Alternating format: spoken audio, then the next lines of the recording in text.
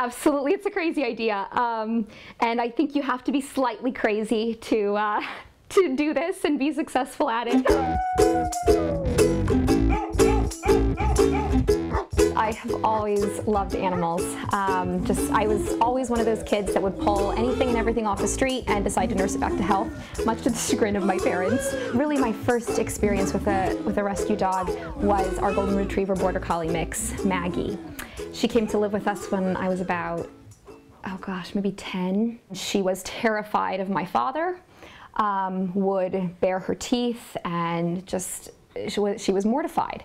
And after taking her to the vet and working with some behaviorists, it pretty much came out that she had been horrendously abused in the past.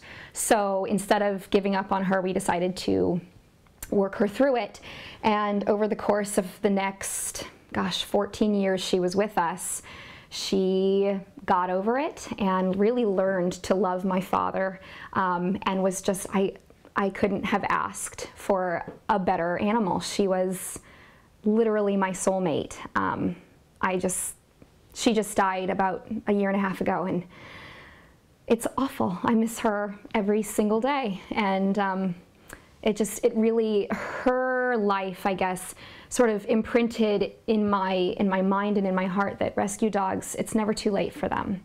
They just need someone who will be patient, and they'll just need someone who will love them and who will give them the training and care that they need, and they will be wonderful, wonderful family companions. So what did Lindsay Eckhart do? She started her own dog rescue and named it after 2 dogs she helped save. We just felt that they brought so much joy and so much happiness and so much love into our lives that we wanted to dedicate this rescue to them. I know that they don't want other dogs in the world to be experiencing the hardships that they had to experience before they came here.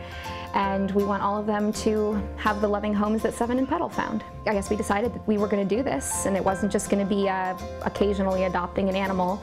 It was going to be, we were going to rescue them and help them rescue humans.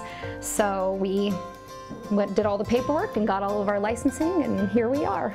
Currently, the dogs stay in different parts of Lindsay's house until they have their own building. I truly believe that dogs should not be kept in cages for 20+ hours a day. I believe that they should be out interacting with each other, interacting with people. They should get the best food available. They should get the best medical care available. And they should all be started with training. When our dogs leave our rescue, we strive to make sure that they know their basic manners. They know not to jump. They're at least started on house training, if not completely house trained.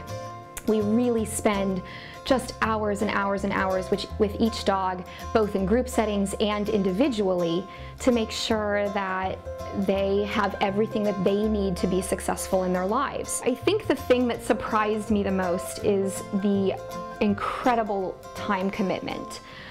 It's just, my entire life has turned into dogs. And that's not necessarily a bad thing. They're wonderful, but I eat, I sleep, I think dog. I'm up in the middle of the night with them, feeding them, letting them out, cleaning up after them, etc. It's a full-time job. It's 24 hours a day, 7 days a week. There are no holidays because they need it all the time. But what inspires Lindsay and gives her energy is knowing that she's helping make their lives better. It's heartbreaking to see the condition that sometimes they come in. And I don't know how it got like this. I don't know how people could hurt an animal like this. We had one little gal that came in, and she was a walking skeleton. I honestly didn't know if she was going to make it. The man had said he was starving her because he didn't want her anymore, so he just decided to stop feeding her. And I didn't know if she was going to make it, and she was terrified, and she wouldn't let us touch her. For about the first 3 weeks she was here, and just after being patient, just sitting on the floor of her room just for hours, waiting for her to come up and touch her hand.